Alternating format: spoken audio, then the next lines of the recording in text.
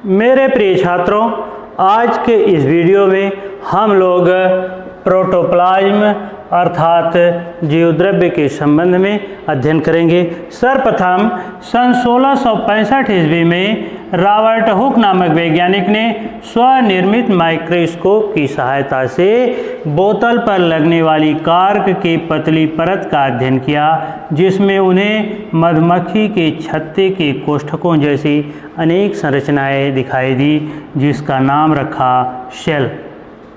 इसके बाद एंटोनी वान लीeuwenhoek नामक वैज्ञानिक ने जीवित कोशिका का अध्ययन किया। चूँकि सन 1665 ईस्वी में रॉबर्ट हुक नामक वैज्ञानिक ने बोतल पर लगने वाली कार्क का अध्ययन किया था और कार्क पौधे की मृत कोशिकाओं से बना हुआ था, इसलिए वह केवल कोशिका की कोशिका भित्ति को ही देख पाए थे, क्योंकि जब कोशिकाएं मृत हो जाती हैं तो उसमें का जीवद्रव्य नष्ट हो जाता है। या आप इस तरह से कहिए कि जब कोशिका की जैविक दशा समाप्त हो जाती है अर्थात उसमें का जीवद्रव्य नष्ट हो जाता है तो वह कोशिकाएं मृत कही जाती हैं। तो यह केवल कोशिका भित्ति का ही अध्ययन रॉबर्ट हुक नामक वैज्ञानिक कर पाए थे। इसके बाद सन 1772 ईस्वी में कार्टी नामक वैज्ञानिक ने यह बताया कि जीवित कोशिकाएं चाहे वह प्रोकैरियोटिक सेल हों अथवा यूकैरियोटिक सेल हों, और यूकैरियोटिक सेल में चाहे वह जंतु कोशिकाएं हों अथवा पौधों की कोशिकाएं हों, उन सभी कोशिकाओं में कोई एक द्रव्य पदार्थ पाया जाता है। इसके बाद जीवित कोशिकाओं के अध्ययन के संबंध में वैज्ञानिकों की उत्सुकता बढ़ी। इसी क्रम में सर्वप्रथम सन 1865 ईस्वी में डुजार्डिन नामक वैज्ञानिक ने कोशिका के अंदर पाए जाने वाले एक द्रव्य की खोज किया, जिसका नाम उन्होंने रखा सारकोड। इसके बाद सन 1837 ईस्वी में पुरकिंजे नामक वैज्ञानिक ने इसी सारकोड के लिए प्रोटोप्लाज्म अर्थात जीवद्रव्य शब्द का प्रयोग किया। यानी सन 1835 ईस्वी में डुजार्डिन नामक वैज्ञानिक ने प्रोटोप्लाज्म की खोज किया था, लेकिन उसका नाम इन्होंने रख दिया था सारकोड, और 1837 ईस्वी में इसी सारकोड को प्रोटोप्लाज्म देने का नाम किया पुरकिंजे नामक वैज्ञानिक ने। सन 1850 ईस्वी में कोन नामक वैज्ञानिक ने यह बताया कि पौधों और जंतुओं में यह जीवद्रव्य समान प्रकार का होता है, चाहे वह पौधों की कोशिकाएं हों अथवा जंतुओं की कोशिकाएं हों। इन सभी कोशिकाओं में जो जीवद्रव्य होता है उसकी प्रकृति, उसका रासायनिक संगठन, यह सभी एक जैसा होता है। इसके बाद सन 1861 ईस्वी में मैक्स सुल्जे नामक वैज्ञानिक ने प्रोटोप्लाज्म थ्योरी दिया, और मैक्स सुल्जे की प्रोटोप्लाज्म थ्योरी के अनुसार समस्त जीवधारियों का शरीर जीवद्रव्य से निर्मित इकाइयों का समूह होता है। मैक्स सुल्जे नामक वैज्ञानिक ने जो प्रोटोप्लाज्म थ्योरी दिया था, उस प्रोटोप्लाज्म थ्योरी के अनुसार यह कहा जा सकता है कि समस्त जीवधारियों का शरीर, चाहे वह पौधे हों अथवा जंतु हों या कोई प्रोकैरियोटिक सेल हो, यानी किंगडम मोनरा के जंतु हों, प्रोटिस्टा के जंतु हों अथवा कोई हायर जंतु अथवा पौधे हों, सभी जीवधारियों का शरीर जीवद्रव्य से निर्मित इकाइयों का एक समूह होता है, और इस जीवद्रव्य में सामान्य रूप से वे सभी क्रियाएं होती रहती हैं जिन्हें हम सामान्यतः जीवन कहते हैं। सन 1868 ईस्वी में हक्सले नामक वैज्ञानिक ने कहा कि protoplasm is the physical basis of life. जीवद्रव्य जीवन का भौतिक आधार है, और कोशिका के अंदर इसी जीवद्रव्य में सारी जैविक क्रियाएं होती हैं, सारी उपापचयी क्रियाएं इसी जीवद्रव्य में होती हैं। इसीलिए जीवद्रव्य को जीवन का भौतिक आधार कहा जाता है और कोशिका के अंदर होने वाली सभी जैविक क्रियाओं को हम लोग सामूहिक रूप से जीवन कहते हैं। अगर अध्ययन किया जाए तो जीवद्रव्य के भौतिक और रासायनिक गुणों की बात आती है और जीवद्रव्य जो होता है यह किसी भी कोशिका में पाया जाने वाला एक कोलाइडल सॉल्यूशन होता है। कोलाइडली विलयन होता है जो जीवद्रव्य चारों ओर से जीवद्रव्य कला द्वारा घिरा रहता है। जीवद्रव्य कला द्वारा यह घिरा रहता है जीवद्रव्य, और जो जीवद्रव्य कलाएं होती हैं यह लाइपोप्रोटीन की बनी हुई लगभग 75 एंगस्ट्रॉम मोटी सेमी परमिएबल मेम्ब्रेन होती हैं जो अपने एक तरफ से दूसरे तरफ कुछ ही पदार्थों को आने और जाने देती हैं, अर्थात इन्हें सेलेक्टिव परमिएबल मेम्ब्रेन भी कहा जाता है। यानी जो जीवद्रव्य कलाएं होती हैं यह जीवद्रव्य को चारों ओर से घेरे रहती हैं और जो जीवद्रव्य होता है यह अर्ध तरल, चिपचिपा, पारदर्शी कोलाइडल विलयन होता है। कोलाइडल विलयन ऐसे विलयन को कहा जाता है जिसमें विलेय के कणों का आकार 0.001 माइक्रोन से लेकर 0.1 माइक्रोन तक होता है। यदि किसी विलयन में विलेय कणों का आकार 0.001 माइक्रोन से कम है तो उसको समांग विलयन अर्थात ट्रू सॉल्यूशन कहा जाता है। और ट्रू सॉल्यूशन में विलेय के कण सूक्ष्मदर्शी की सहायता से भी नहीं दिखाई देते हैं। यदि किसी विलयन में विलेय कणों का आकार 0.1 माइक्रोन से ज़्यादा है तो उसे सस्पेंशन कहा जाता है, उसे सस्पेंशन कहा जाता है। और ऐसा विलयन नंगी आँख में विलेय के कण नंगी आँखों से भी दिखाई दे जाते हैं, परंतु यदि किसी विलयन में विलेय कणों का आकार 0.001 माइक्रोन से लेकर 0.1 माइक्रोन के बीच होता है तो वह विलयन कोलाइडल विलयन कहलाता है। और कोलाइडल विलयन में विलेय के जो कण होते हैं वह सूक्ष्मदर्शी की सहायता से दिखाई दे जाते हैं।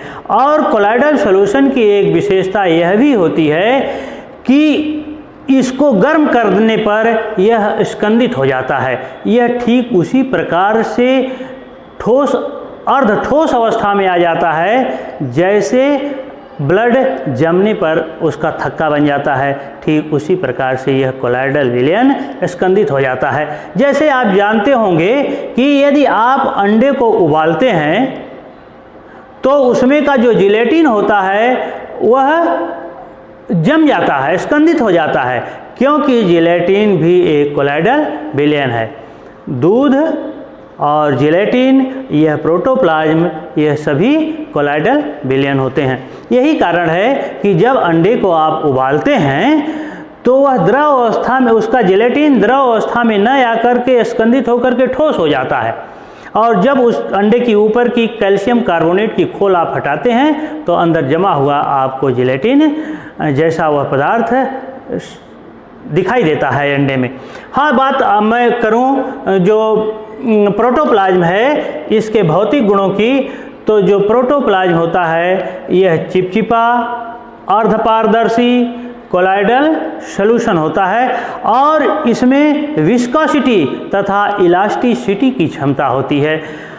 जब कोलाइडल विलयन को खींचा जाए, यानी जीवद्रव्य एक कोलाइडल विलयन है और जीवद्रव्य को जब आप खींचते हैं तो यह अपने आकार से 25 गुना अधिक बढ़ जाता है, परंतु जब आप छोड़ते हैं तो यह पुनः अपनी पूर्वावस्था में आ जाता है, अर्थात इसमें इलास्टिसिटी की क्षमता बहुत अधिक होती है, प्रत्यास्थता की क्षमता होती है। अगर बात यह की जाए कि इस जीवद्रव्य का रासायनिक संगठन क्या होता है, तो सर्वप्रथम वान मोल नामक वैज्ञानिक ने जीवद्रव्य का रासायनिक संगठन दिया। और आपको यहाँ एक रहस्य यह भी बताऊं कि जीवित अवस्था में जीवद्रव्य का रासायनिक संगठन नहीं ज्ञात किया जा सकता। जब कभी भी इसे आप छेड़ते हैं तो भौतिक रूप से जीवद्रव्य की मृत्यु हो जाती है। तो वान मोल नामक वैज्ञानिक ने जो जीवद्रव्य का रासायनिक संगठन दिया वह ताजे जीवद्रव्य का रासायनिक संगठन दिया, न कि जीवित जीवद्रव्य का उन्होंने दिया। और वान मोल नामक वैज्ञानिक ने जो जीवद्रव्य का रासायनिक संगठन दिया उनके अनुसार जीवद्रव्य में लगभग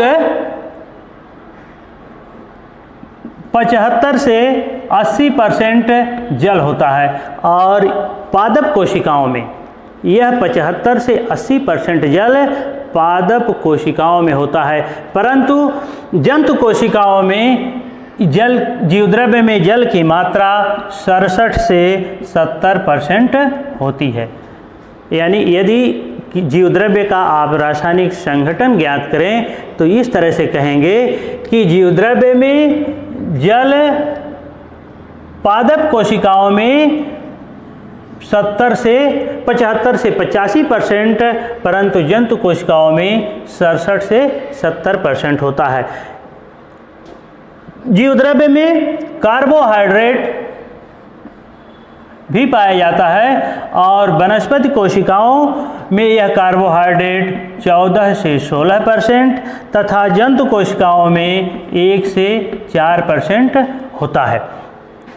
जीवद्रव्य में प्रोटीन्स जो अमीनो अम्लों के बने हुए रासायनिक पदार्थ होते हैं यह प्रोटीन्स भी पाए जाते हैं और पादप कोशिकाओं में यह 14 से 16% तथा जंतु कोशिकाओं में 10 से 12% होते हैं।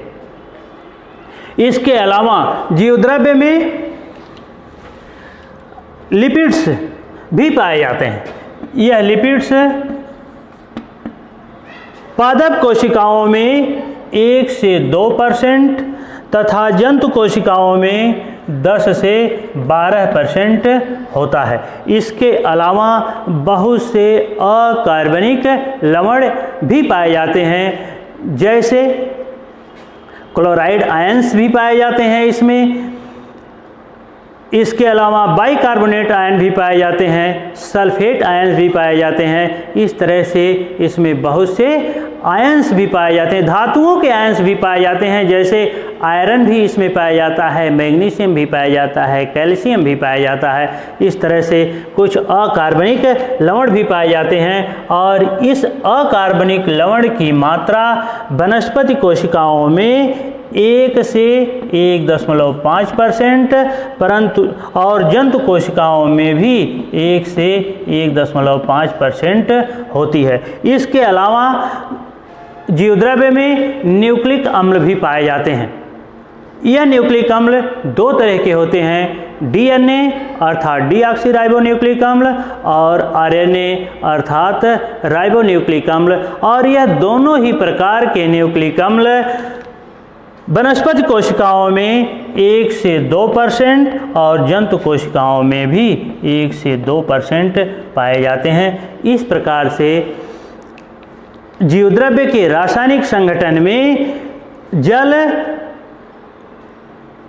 पादप कोशिकाओं में 75 से 85%, जंतु कोशिकाओं में 65 से 70% पाया जाता है। परंतु जो पौधे जल में उगते हैं, यानी जो जलीय पौधे होते हैं, उसमें उसके जीवद्रव्य में जल की मात्रा लगभग 90% तक होती है। अगर यह बात की जाए कि जीवद्रव्य में कार्बनिक और अकार्बनिक पदार्थ कितने % पाए जाते हैं, तो यहाँ मैं आपको स्पष्ट रूप से यह बता दूं कि जो जीवद्रव्य होता है उसमें कार्बनिक पदार्थ लगभग 99% पाए जाते हैं, शेष 1% उसमें अकार्बनिक पदार्थ पाए जाते हैं। अब बात की जाए यदि इसके भौतिक गुणों की, तो हमने अभी आपको बताया है कि जीवद्रव्य अर्धपारदर्शी, चिपचिपा, कोलाइडल, विलियन होता है। इसमें इलास्टिसिटी और विस्कोसिटी की क्षमता होती है और गर्म करने पर यह स्कंदित हो जाता है। जीवद्रव्य दो अवस्थाओं में पाया जाता है, साल अवस्था और जल अवस्था, और इसमें साल जल में तथा जल साल में परिवर्तित होता भी रहता है। साल अवस्था थोड़ा सा इसकी डाइल्यूट फेज है और जो जल अवस्था होती है यह इसकी थोड़ा सा कंसंट्रेट अवस्था है, थोड़ा सा यह गाढ़ा अवस्था है साल की अपेक्षा। तो यह साल और जल अवस्थाओं में पाया जाता है। जीवद्रव्य का यह साल और जल में परिवर्तन ताप और विद्युत के कारण भी होता रहता है। इसके बाद मैं बात करूं यदि कि जीवद्रव्य में किस प्रकार से का भ्रमण होता है। यदि जीवद्रव्य में एक निश्चित दिशा में इस केंद्रक और वैक्यूल के चारों तरफ एक निश्चित दिशा में यदि इसमें भ्रमण हो रहा हो तो उसको रोटेशन कहा जाता है, जैसे कि ट्राइडेस्केंसिया के पुंकेसरी वाल में। लेकिन ऐसा नहीं कि इसमें केवल रोटेशन मोमेंट ही होता है। इस जीवद्रव्य में कोशिका के अंदर विभिन्न दिशाओं में चारों तरफ गति होती रहती है। यदि जीवद्रव्य में इस केंद्रक कला और रिक्तिका के चारों तरफ विभिन्न दिशाओं में चारों तरफ गति हो रही हो तो ऐसे जीव मोमेंट को, यानी जीवद्रव्य के ऐसे मोमेंट को सर्कुलेशन कहा जाता है। तो इसमें दोनों ही प्रकार का मोमेंट होता है जीवद्रव्य में, सर्कुलेशन और रोटेशन। इसके बाद यह बात की जाए कि जो जीवद्रव्य होता है इसमें टिंडल इफेक्ट भी होता है।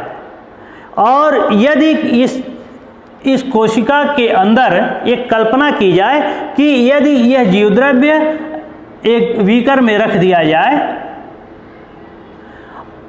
तो और इस पर टॉर्च से आप प्रकाश डालें तो यह प्रकाश के कणों को इधर उधर तितर बितर कर देता है, अर्थात इसमें टिंडल इफेक्ट पाया जाता है। और इस जीवद्रव्य में जो विलेय के कण होते हैं उसमें ब्राउनियन मोमेंट होता है। अनियमित दिशाओं में यह चारों तरफ उसके अंदर गति करते रहते हैं, अर्थात इसमें ब्राउनियन मोमेंट भी होता है। किसी जीवद्रव्य की, यानी किसी जीव की जैविक दशा जीवद्रव्य के कारण ही होती है। जीवद्रव्य किसी भी कोशिका की जैविक अवस्था को बनाए रखता है और इसमें संवेदनशीलता तथा उत्तेजनशीलता का गुण होता है। यानी जीवद्रव्य में संवेदनशीलता और उत्तेजनशीलता का गुण होता है, जिसके कारण शरीर के अंदर और या शरीर के बाहर की सूचनाओं का आदान प्रदान जीव के शरीर में होता है। इसी जीवद्रव्य के कारण ही होता है। यदि यह जीवद्रव्य की जैविक अवस्था समाप्त हो जाए तो वह कोशिका मृत हो जाएगी। अब विद्यार्थियों को भ्रम होता है जीवद्रव्य और कोशिका द्रव्य में, तो मैं आपको यहाँ यह भ्रम खत्म कर दूं कि जीवद्रव्य किसे कहते हैं और कोशिका द्रव्य किसे कहते हैं। किसी भी कोशिका के अंदर जीवद्रव्य कला से घिरा हुआ समस्त द्रव्य, चाहे वह तरल अवस्था में हो अथवा सूक्ष्म छोटे कणों के अवस्था में हो, यानी जीवद्रव्य कला के अंदर जो भी पदार्थ पाया जाता है वह सब जीवद्रव्य कहलाता है। और कोशिका द्रव्य किसे कहते हैं? कोशिका द्रव्य जीवद्रव्य का एक भाग होता है। जीवद्रव्य के दो भाग होते हैं, कोशिका द्रव्य जिसको साइटोप्लाज्म कहा जाता है और केंद्रक मैं यूकैरियोटिक सेल के अंदर की बात कर रहा हूँ। कोशिका जीवद्रव्य के अंदर कोशिका जीवद्रव्य के दो भाग होते हैं, कोशिका द्रव्य यानी साइटोप्लाज्म और न्यूक्लियस। यूकैरियोटिक सेल में लाइपोप्रोटीन की बनी हुई दोहरी एकक कला से यह एक संरचना पाई जाती है जिसको केंद्रक कहा जाता है। केंद्रक की खोज रॉबर्ट ब्राउन नामक वैज्ञानिक ने किया था और यह केंद्रक के नियंत्रण में ही कोशिका के अंदर सभी क्रियाएं होती हैं। कोशिका के अंदर सारी क्रियाएं इस कोशिका द्रव्य में भले होती हैं, लेकिन उस पर केंद्रक का नियंत्रण होता है, इसलिए केंद्रक को कोशिका का मैनेजर भी कहा जाता है। और कोशिका द्रव्य किसे कहा जाता है? केंद्रक कला के बाहर और यह जो वैक्यूल्स है, इसके चारों तरफ जो टोनोप्लास्ट का आवरण होता है, इसके बाहर और जीव द्रव्य कला के अंदर भरा हुआ समस्त द्रव्य पदार्थ यह कोशिका द्रव्य कहलाता है। अर्थात कोशिका द्रव्य जीव द्रव्य का वह भाग होता है जो केंद्रक कला और टोनोप्लास्ट के बाहर परंतु जीव द्रव्य कला के अंदर पाया जाता है। आप इसे इस तरह से भी कह सकते हैं कि कोशिका के अंदर का वह समस्त द्रव्य जो चारों तरफ से जीव द्रव्य कला से घिरा रहता है, परंतु इस रिक्तिका और केंद्रक को चारों तरफ से घेरे रहता है, वह कोशिका द्रव्य कहलाता है। अब कोशिका द्रव्य में केवल द्रव अवस्था भी उसकी केवल द्रव भी हो सकते हैं, जिसको हाइलोप्लाज्म कहा जाता है। अर्थात उसमें कुछ ठोस कणों जैसी संरचनाएं भी होती हैं। यह ठोस कणों जैसी संरचनाएं दो तरह की हो सकती हैं, सक्रिय और निष्क्रिय भाग। तो इस कोशिका द्रव्य के सक्रिय और निष्क्रिय दो तरह की संरचनाएं इसमें पाई जाती हैं। सक्रिय कोशिकांगों में mitochondria, lysosomes, Golgi complex, endoplasmic reticulums, spherosomes, microbodies, यह सभी सक्रिय संरचनाएं होती हैं। परंतु उसमें निष्क्रिय कोशिका द्रव्य के निष्क्रिय पदार्थ जो होते हैं वह उसके अंतर्गत कार्बोहाइड्रेट्स, लिपिड्स, प्रोटीन्स और जल तथा कुछ अकार्बनिक पदार्थ भी आते हैं। अब इस कोशिका द्रव्य और केंद्रक के संबंध में वर्णन हम लोग नेक्स्ट वीडियो में करेंगे। Thank you.